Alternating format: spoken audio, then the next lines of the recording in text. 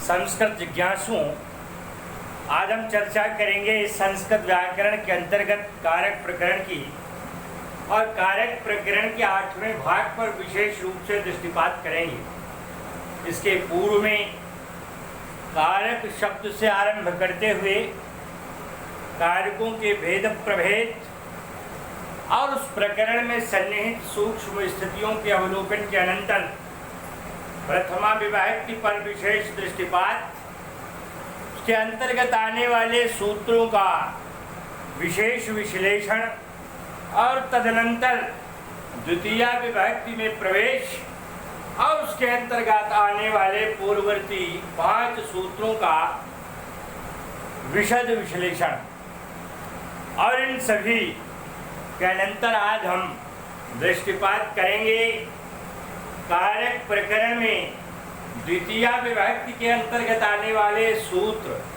अकथितम च के संदर्भ में।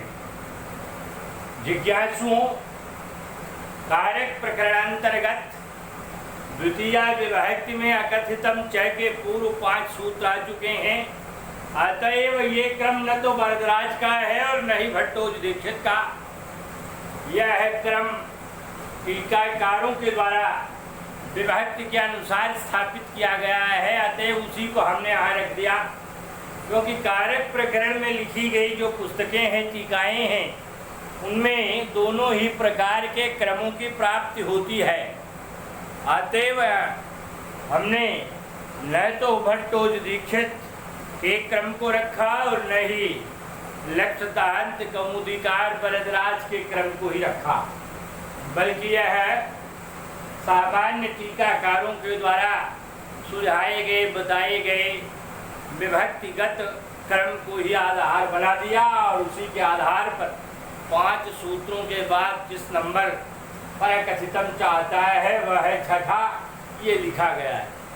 मुख्य रूप से यहाँ हमें क्रम का जो ध्यान रखना है, जिस क्रम पर हमें मुख्य रूप से दृष्टिपात करना है, वह है अष्टाध्यायी का क्रम। आगे लिखा गया है 1, 4, 51, माने प्रथम अध्याय के अष्टाध्यायी के प्रथम अध्याय के चतुर्थ पाद का 51वां सूत्र है। तो इस आधार पर यह सूत्र अकथितम च इस नाम से कहा जाता है। इसके पहले हम लोगों ने कर्म संज्ञा के इस प्रकरण में 2 सूत्रों का व्यवहार विशेष रूप से देखा है।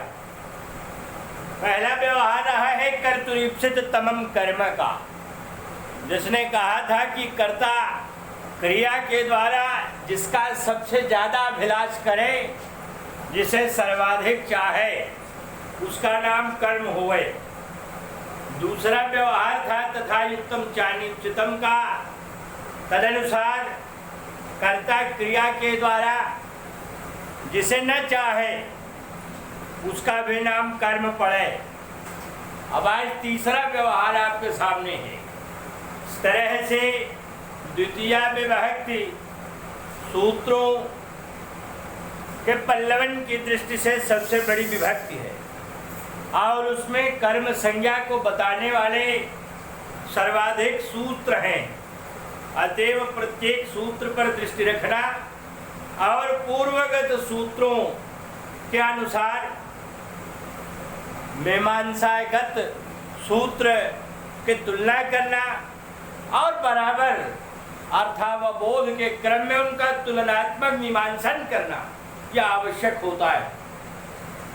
अतएव जो ईप्सित तम कर्म था और दूसरा अनीप्सित कर्म था, इनके बाद तीसरे नंबर का कर्म सामने आता है, उससे संबंधित सूत्र है ये अकथितम च।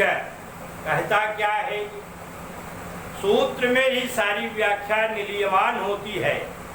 अतएव श्रोताओं को चाहिए, प्रतिस्पर्धियों को चाहिए, वे सूत्रों में व्यवस्थित किए गए जो शब्द हैं, वर्णों से बने हुए हैं, उनका क्या अर्थ विशेष है और तदनुसार सूत्र की समग्र व्याख्या क्या है, उस सूत्र के आधार पर ही पहले समझने का प्रयास किया जाना चाहिए। अकथितम च में दो शब्द हैं, एक है अकथित और दूसरा है च।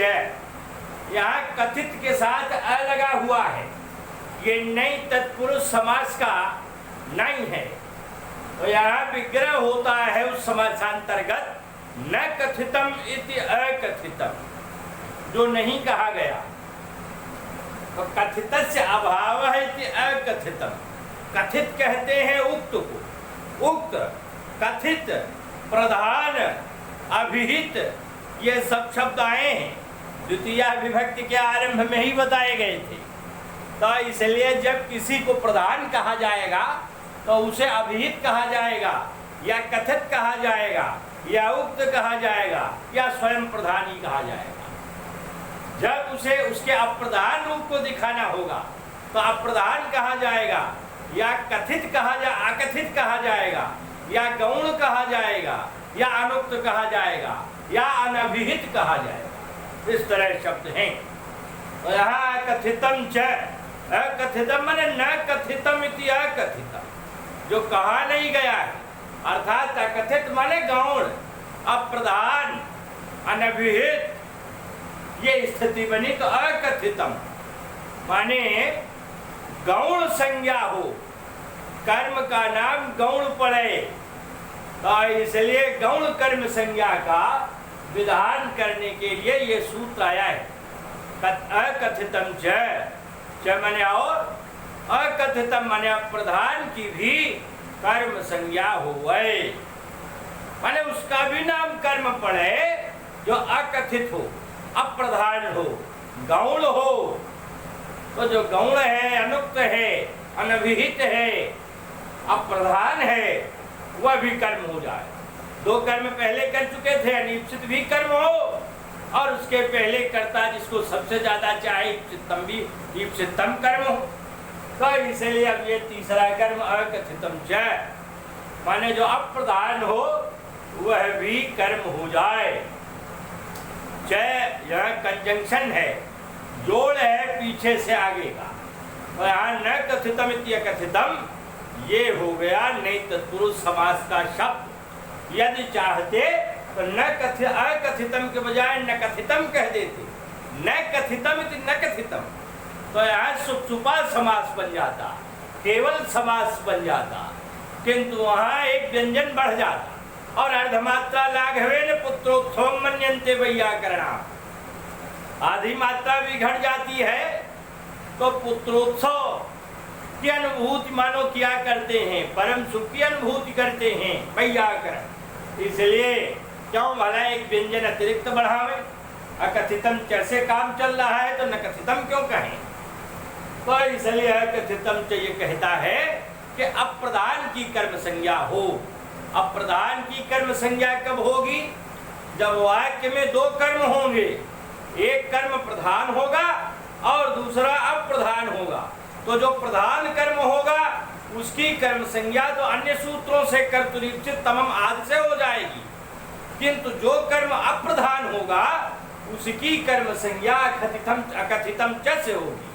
और वह जो अप्रधान कर्म वाक्य में बनेगा, जिसको हम अप्रधान कर्म की स्थिति बनाने के लिए कह रहे हैं, वह पूर्णतया वैकल्पिक होगा। और इसीलिए इसको वृत्ति में अधिक स्पष्ट करते हुए कहा गया है, अपादानादि रविवक्षित ही, अपादान आदि कारकों को जब वक्ता न कहना चाहे तब वाक्य में विद्यमान जो द्वितीय कर्म है, कर्म के सदृश जो दूसरा अपादान आदि कारकों से युक्त शब्द है, उसके जगह पर कर्म का प्रयोग कर सकता है।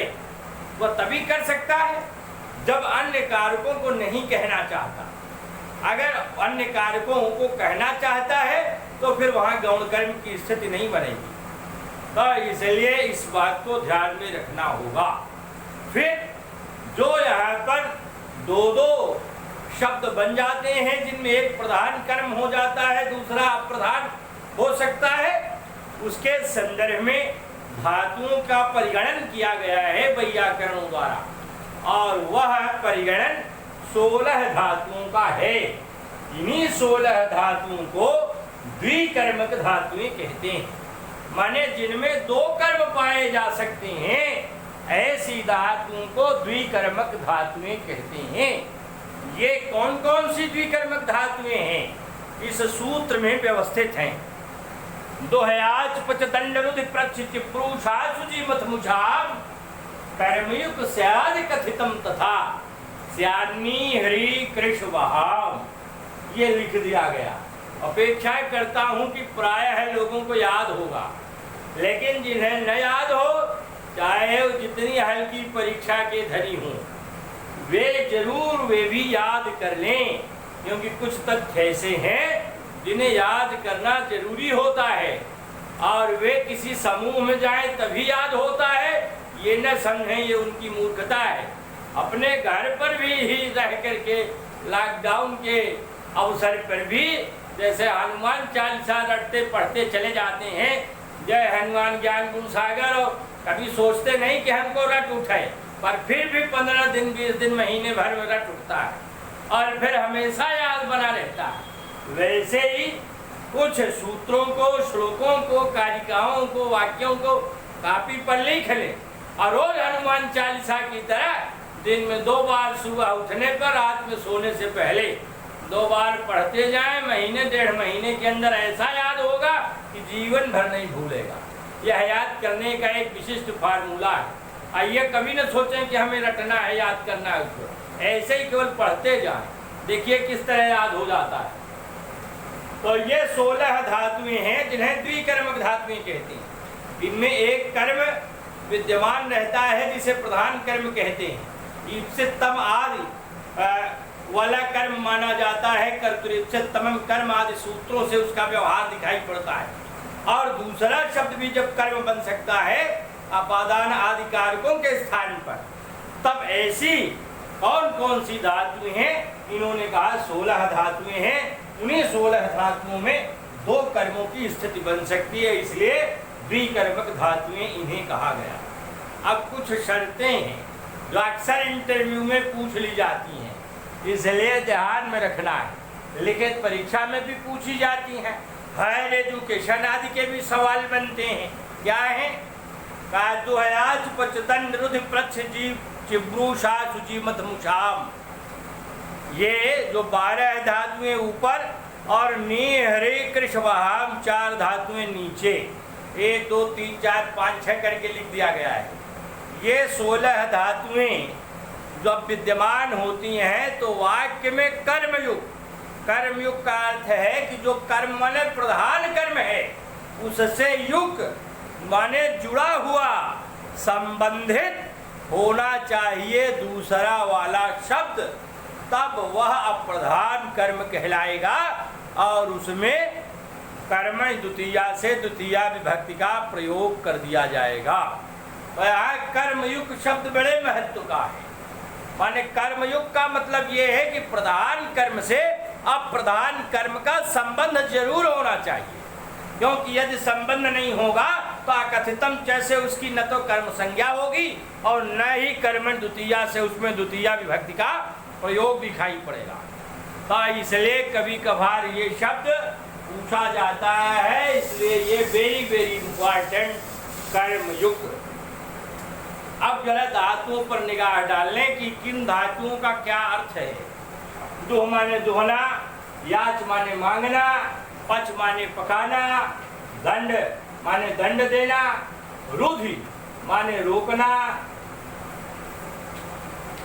यहाँ ये रू एक्स्ट्रा छप गया है क्योंकि डर में ही मैंने र जोड़ दिया था, इसमें छोटा ऊ यहाँ लगा दिया था। यदि यहाँ दंड देकर दंड लिख देने के बाद जब पर हलंत लगा कर रुधि लिखते तब वह ठीक था।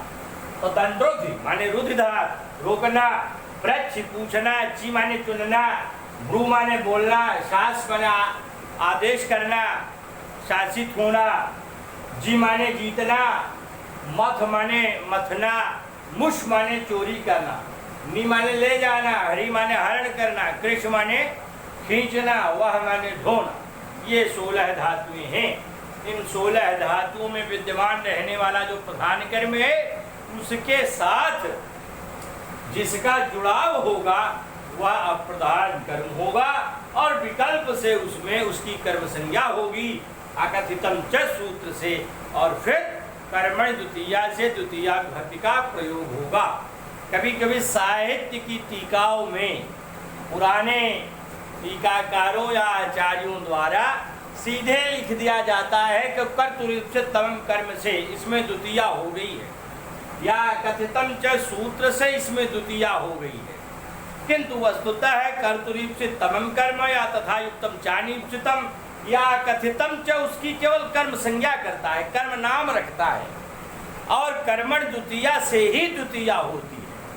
तो इसलिए कर्मण द्वितीया मतलब प्रधान कर्म में द्वितीया, तो इसलिए यहाँ जो प्रधान दिखेगा वह भी कायदे से अप्रधान ही होगा।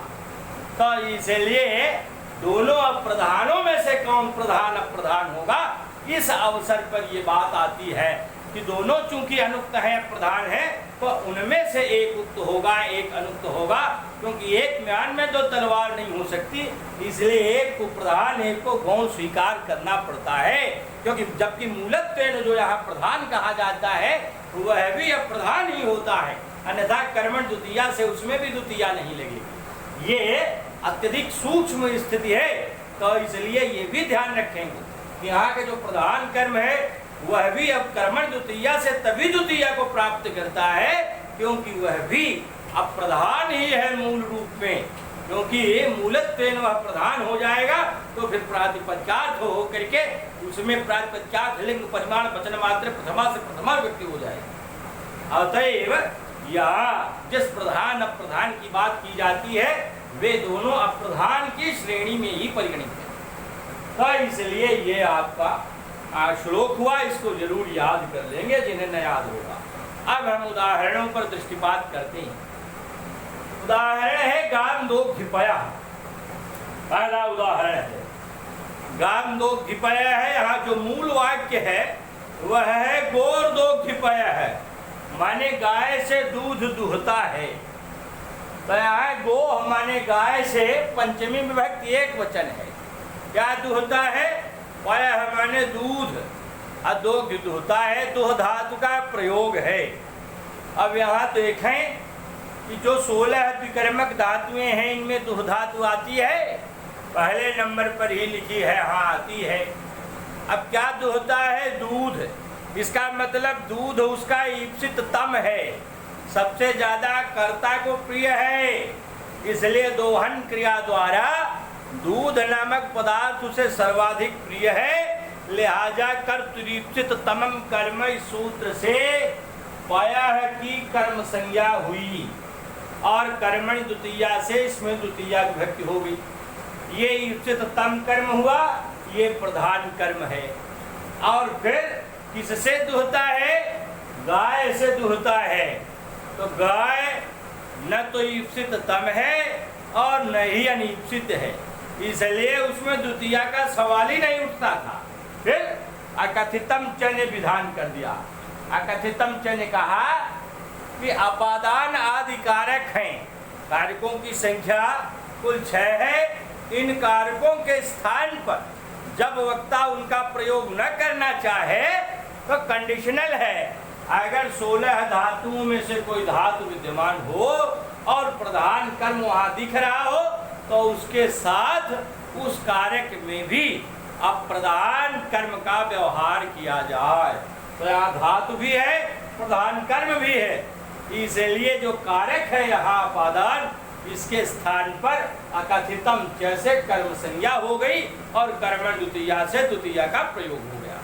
तो अब यहाँ गाम में द्वितीया विभक्ति का प्रयोग हो गया, द्वितीया का एक वचन हो गया गाम, और वहाँ था गोह, तो गोह मैंने अपादान के स्थान पर द्वितीया हो गई, बात बन गई। अब इसी तरह है बलिन में आचते वसुधा, बल से धरती मांगता है, तो यहाँ बले है आचते वसुधा, माने मांगना, मांगता है, क्या मांगता है, वसुधा धरती, याच धातु यहाँ है, धरती चित्तम है इसलिए उसे मांग रहा है, ये प्रधान कर्म है, इससे जुड़ा हुआ है बल इसे मांग रहा है तो भले हमें अपादान कारक होता, किंतु विकल्प से अकथितम च के द्वारा, क्योंकि यह कर्मयुक्त है, कर्म से जुड़ा है, अतएव इसकी भी कर्म संज्ञा हो गई और कर्मण द्वितीया से इसमें द्वितीया विभक्ति का प्रयोग कर दिया गया, बन गया बलिम याचते वसुधा। इसी तरह है तंडुलान ओदनम पचती, वाक्य था तंडुलई ही ओदनम पचती, माने चावलों से भात पकाता है। यहाँ तीसरे नंबर पर पच धातु का प्रयोग है। ओदन सर्वाधिक प्रिय है, इसलिए उसकी कर्तुरीप से तमम कर्म से कर्म संज्ञा है, कर्मण द्वितीया से द्वितीया है, उस प्रधान कर्म से जुड़ा है। यहाँ तंडुल शब्द जो भले ही तंडुलई ही तृतीया विभक्ति में होकर करण कारक है, किंतु अकथितम जैसे वह वैकल्पिक रूप से कर्म संज्ञक हुआ, इसलिए कर्मण द्वितीया से उसमें द्वितीया विभक्ति का प्रयोग हुआ। तंडुलई ही तृतीया विभक्ति के बहुवचन में था, यहाँ तंडुल शब्द पुल्लिंग में है, यहाँ द्वितीया विभक्ति के बहुवचन में रख दिया गया, हो गया तंडुलान ओदनम पचति, चावलों से भात को पकाता है। इसी तरह है सुधाम क्षीर निधिम मथनात्, ये जरा इम्पोर्टेंट है, कभी कभार पूछ लेते हैं और कभी कभार इंटरव्यू में भी पूछ लेते हैं। कहा है कि क्षीर निधि माने समुद्र से, सुधाम माने अमृत को, मथनाति माने मथता है, थोड़ा उल्टा दिया गया है, एक बात ये भी है और टीकाकार इसमें कुछ वैमत्य भी है। तो क्षीर निधि माने समुद्र से, सुधाम मथनाति माने अमृत को मथता है, माने एक तरफ राक्षस दूसरे तरफ देवता लगे तो समुद्र मंथन किया और सारा पानी उलट के किनारे किया, सब तरफ बाहर आ गए, तो उसमें अमृत भी आया जो बेशकीमती था, देवता पीकर अमर हो गए। तो यहाँ सुधा ईप्सित तम है, इसलिए इसकी कर्म संज्ञा उस सूत्र से हुई, कर्म द्वितीया द्वितीया हो गई। अब मथ धातु का प्रयोग है, यहाँ मथ धातु है, यदि 11 नंबर पर है तो इसलिए मथ का प्रयोग भी है और यहाँ प्रधान कर्म सुधा है, अतः उससे सटे हुए कर्म क्षीर निधि, क्षीर निधि से मथता है। अलगाव के अर्थ में अपादान कारक था, इसमें पंचमी होती, किंतु यहाँ कथितम च से इसकी भी विकल्प से कर्म संज्ञा हो गई और कर्मण द्वितीया से द्वितीया हो गई, तो इसलिए सुधाम क्षीर निधि मथनात् ये वाक्य बन गया। कभी कभार लोग कहते हैं कि इसको उल्टे रूप में जो क्षीर निधि है वह भी ईप्सितम हो सकता है, मेहनत का काम था, उसमें तो और तमाम सारे रत्न भी निकल रहे थे, तो इसलिए हम उल्टे रूप में यदि समझने की स्थिति होगी तो उसके दूसरे स्वरूप से भी उसे समझा जा सकता है, उसको ईप्सितम माना जा सकता है और उससे उसको मथता है, माने उस प्रकार की अमृतमयी स्थिति को प्राप्त करके शक्ति संपन्न होकर के उसका मंथन करता है। तो यदि मंथन करना और जिसका मंथन करना यदि वह ईप्सितम हुआ तो उसमें कर्म संज्ञा का विधान होकर उसमें कर्म की स्थिति बन जाएगी और उसमें द्वितीया हो जाएगी। पर वस्तुतः इस प्रकार की बात निश्चित रूप से उचित प्रतीत नहीं होती, बल्कि समीचीन यही है कि जो क्षीर निधि है वह अपादान संज्ञक है और वही कथित है, गौण है, जबकि जो सुधा है ये ईप्सितम है, इसलिए दोनों में जो कर्तुरीप्सितम कर्म का प्रयोग है वह सुधा के लिए और अकथितम च का प्रयोग है क्षीर निधि के लिए उपयुक्त प्रतीत होता है और दोनों में ही कर्मण द्वितीया से द्वितीया का प्रयोग हो गया है। गर्गान क्षतम दंडे, इसी प्रकार गर्गवंशियों को 100 रुपए का दंड सुनाता है, दंड देता है, तो यहाँ पर गर्गेभ्य क्षतम दंडेति के बजाय गर्गान में द्वितीया हो गई, क्योंकि जो 100 रुपए का दंड है वो शत यहाँ प्रधान कर्म है, ऐसे गर्ग का जुड़ाव है, तो अतएव गर्गेभ्य के स्थान पर यहाँ गर्गाट में कर्म संज्ञा इस सूत्र से हो गई। ब्रजम अवरुणधिगाम, यहाँ गाम माने गाय को, अवरुणधि रोकता है कहाँ, ब्रजम बाड़े में, तो यहाँ गाम प्रधान कर्म है, अवरुणधि में रुद्ध धातु का प्रयोग है, अतएव यहाँ गाम प्रधान कर्म है और जो ब्रजम माने बाड़े में यहाँ ब्रजे सप्तमी व्यक्ति होती, सप्तमी के स्थान पर अधिकरण के स्थान पर यहाँ अकथितम च से कर्म संज्ञा हो गई और कर्म द्वितीया से द्वितीया हो गई। मानवकम धर्मम ब्रूते शास्त्रिवा, यहाँ ब्रू धातु का प्रयोग है और बालक से धर्म बताता है, तो यहाँ जो धर्म है प्रधान कर्म है उससे जुड़ा हुआ प्रधान कर्म माणवक है। माणवक में यहाँ द्वितीया विभक्ति हो गई। माणवकाय धर्मम दूते हो सकता था, संप्रदान के स्थान पर यहाँ द्वितीया का प्रयोग हो गया। शतम जयति देवदत्तम, देवदत्त 100 रुपए जीतता है, तो इसलिए देवदत्त से 100 रुपए जीत लेता है। तो ऐसी स्थिति में यहाँ 100 रुपए यहाँ मुख्य है, इसलिए वह प्रधान कर्म है। प्रधानभूत देवदत्त शब्द में जिससे जीत रहा है उसमें अकथितम च से कर्म संज्ञा होकर जी धातु के प्रयोग के कारण और प्रधान कर्म से संबद्ध होने के कारण द्वितीया हो गई। देवदत्तम शतम मुषणात् मुष धातु का प्रयोग है और देवदत्त से 100 रुपए चुराता है या देवदत्त का 100 रुपए चुराता है, तो यहाँ देवदत्त से, क्योंकि का होगा तो कर्म नहीं, यहाँ कारक नहीं रह जाएगा, इसलिए देवदत्त से 100 रुपए मुषणात् चुरा लेता है। इस अर्थ में शत यहाँ प्रधान कर्म है, इसमें कर्तुरीप्सित तरम कर्म से कर्म संज्ञा, और जिससे 100 रुपए चुराता है उसमें अकथितम च से कर्म संज्ञा देवदत्त में, और कर्म द्वितीया से द्वितीया। ग्रामम अजाम नयति हरति कर्षति बहति वा, ये जो नीचे वाले श्यान नीर हेरी कृष्वाहाम चारों धातुओं का एक साथ प्रयोग कर दिया गया, अलग अलग करके भी आप उसे समझ सकते हैं। तो कहा है गाँव में अजाम माने बकरी को नैत माने ले जाता है, हरत माने हरण करता है, कर्षति माने खींचता है, बहति माने ढोता है। तो इसलिए गांव में बकरी को ले जाता है, तो यहाँ बकरी प्रधान कर्म है, क्योंकि वह ईप्सित तम है, उसमें कर्तुरीप्सित तमम कर्म से उसकी कर्म संज्ञा कर्म द्वितीया द्वितीया, जहाँ ले जाना है वह प्रधान कर्म है। तो यहाँ ग्रामे माने सप्तमी के स्थान पर इस सूत्र से अकथितम च से द्वितीया का प्रयोग हो गया। तो ग्रामम अजाम नयति हरति कर्षति बहति वा, ये स्थिति यहाँ पर बन गई। ध्यान रखिएगा, क्योंकि यहाँ गत्यर्थ कर्मण द्वितीया चतुर्थी चेष्टा या मनध्वनि में द्वितीया और चतुर्थी दोनों ही विभक्तियों का प्रयोग दर्शाया गया है। जहाँ शारीरिक व्यापार आदि करना पड़े, ऐसी स्थिति में द्वितीया और चतुर्थी का प्रयोग गत्यर्थ कर्मण माने गति का अर्थ दिखाई पड़े, तो ऐसी स्थिति में उसके कर्म में उसका प्रयोग किया जाता है। इसलिए भी तमाम सारे स्थानों पर सप्तमी के स्थान पर द्वितीया होती है, किंतु सर्वत्र उसके अर्थों में उसका व्यवहार नहीं हुआ। गम धातु के साथ भले ही उसका प्रचलन दिख जाए, पर तमाम सारी गत्यर्थक धातुएं हैं, उन अवसरों पर यह स्थिति दिखाई नहीं पड़ती।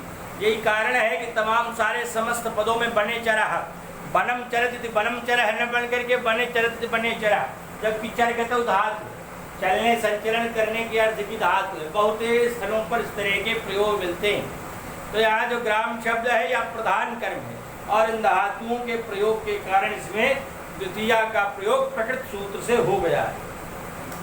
अब एक बारीकी ये है कि इन्होंने कहा अर्थ निबंधनयम संज्ञा, माने यम संज्ञा अर्थ निबंधना वर्तते। यह जो कर्म की संज्ञा है, गौण कर्म की, कथित कर्म की, प्रधान कर्म की, अनुक्त कर्म की, यह अर्थ निबंधना है।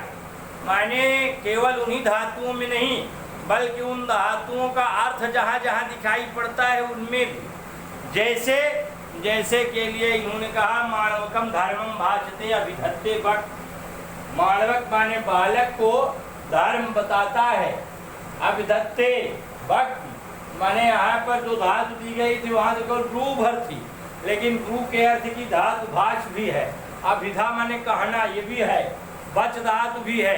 तो इसलिए इन सब के प्रयोग में भी, क्योंकि उसी धातु के अर्थ में ये धातुएं भी हैं, अतएव इनके प्रयोग में भी अब प्रधान कर्म द्वितीया हो जाएगी। तो इसलिए यहाँ माणवक की कर्म संज्ञा हो गई सूत्र से, और कर्मण द्वितीया से द्वितीया भी हो गई, और इसका धर्म के साथ संबंध था, इसलिए कर्मयुक्त होने पर ऐसा हुआ। तो इसलिए एक बात ये है जो अक्सर पूछा जाता है सवाल, ये चाहे टीजीटी की परीक्षा हो, चाहे पीजीटी की हो, चाहे यूजीसी की हो, चाहे हायर की हो, सब जगह पूछा जाता है। अब कुछ प्रत्युदाहरण हैं जो इम्पोर्टेंट है। ये कहा जाता है कि कार्यक्रम क्यों कहा, माने अकथितम च में कहा जाता है अपादानादि कारकों को यदि नहीं कहना चाहता, अपादानादि रविवक्षितम कारकम कर्म संयम से, ये कहा है वृत्तिकार ने। तो इसलिए कहा कि कारकम का प्रयोग क्यों किया, कारक शब्द न कहते। तो उन्होंने कहा अगर कारक न कहते तो माणवकस्य में भी द्वितीया होने लगती। यहाँ है माणवकस्य पितरम पंथानम पृच्छति, माने बालक के पिता से रास्ता पूछता है। तो यहाँ जो यहाँ माणक माणवक है यह कारक नहीं है, और इसका पिता से संबंध है, और पिता से पृच्छति माने पूछ रहा है, पंथानम माने मार्ग।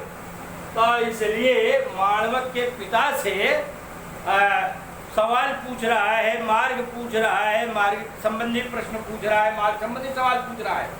तो इसलिए यहाँ से परंपरा ही सही संबंध है, और उसके बाद यहाँ कर्मयुग की भी स्थिति है, पर ये कारक नहीं। और कारक न होने कारण, क्योंकि ये षष्ठी विभक्ति में है, और षष्ठी विभक्ति का नाम संबंध है, और ये संबंध कारक नहीं है। क्योंकि देखा है कर्ता कर्म च करणम संप्रदानम तथैव च अपादानाधिकरण मिथ्याहो कारकाणि षट्, केवलम षटेव कारकाणि सन्ति।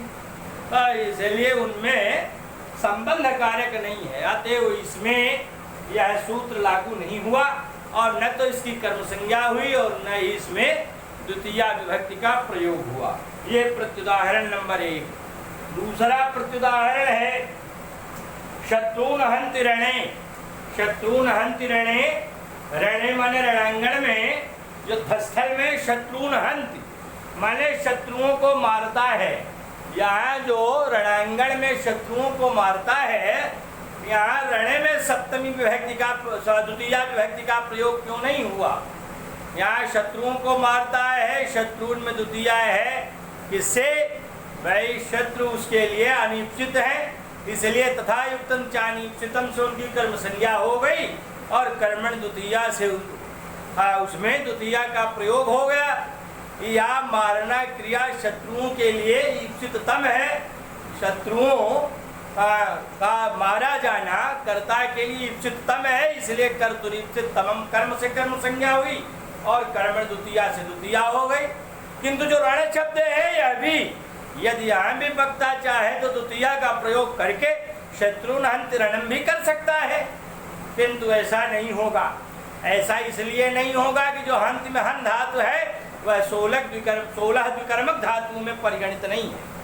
अतएव जब इसमें परिगणित नहीं है तो यहाँ रण में अकथितम च का प्रयोग ही संभव कैसे हो पाएगा। तो इसलिए न तो उसकी कर्म संज्ञा होगी और न ही कर्मण द्वितीया से उसमें द्वितीया विभक्ति का प्रयोग अनुमन्य होगा। दूसरी बात, नटाद गाथाम सुनोति, नट से कहानी सुनता है, यहाँ भी वही स्थिति है। श्रु धातु 16 द्विकर्मक धातुओं में परिगणित नहीं है।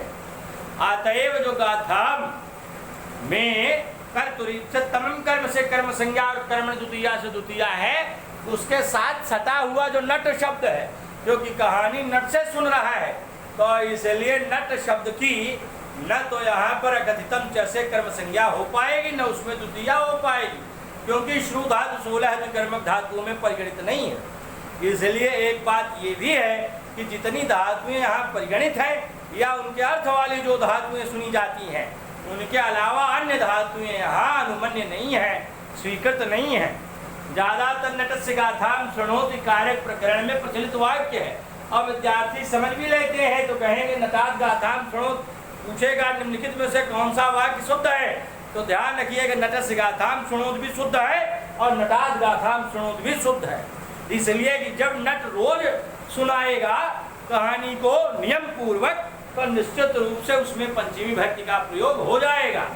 और यदि नियम पूर्वक नहीं, कभी कभार साल 6 महीने तिथियों त्योहारों पर आता है, तो फिर ऐसी बात नहीं होगी।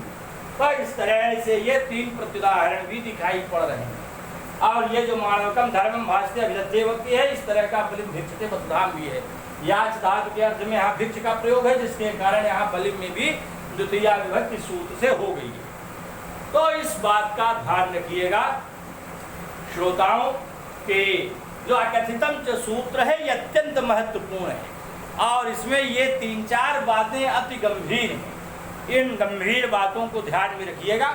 इससे संबंधित अभी 4-5 उदाहरण और शेष रह जाते हैं, और कर्तृवाच्य और कर्मवाच्य का प्रसंग भी रह जाता है। इसलिए हम प्रयास करेंगे कि इसके आगे वाले भाग नवम भाग के अंतर्गत उन्हें पूर्ण कर लिया जाए, तब जाकर के यह अकथित कर्म का जो प्रयोग है ये पूर्ण रूप से अधीत हो जाएगा प्रायः, क्योंकि पूर्ण तो कुछ नहीं है, पूर्ण तो सिवाय ब्रह्म के, ब्रह्म सत्यम जगन मिथ्या जीवो ब्रह्म नापरा अनंत शास्त्रम बहुलास्य विद्या। इसलिए यहाँ पूर्ण तो संसार में कुछ भी नहीं सिवाय ब्रह्म की, इसलिए यह तो अपूर्णता और बिंदु में बिंदुओं का प्रवेश बना ही रहता है। फिर भी सामान्य तरीके से हम लोग इसको देख चुके हैं कथितम च को, और इससे संबंधित जो शेष और बातें हैं उनको अगले नवम भाग के अंतर्गत देख लेंगे। इन्हीं शब्दों के साथ वाणी को विराम। धन्यवाद।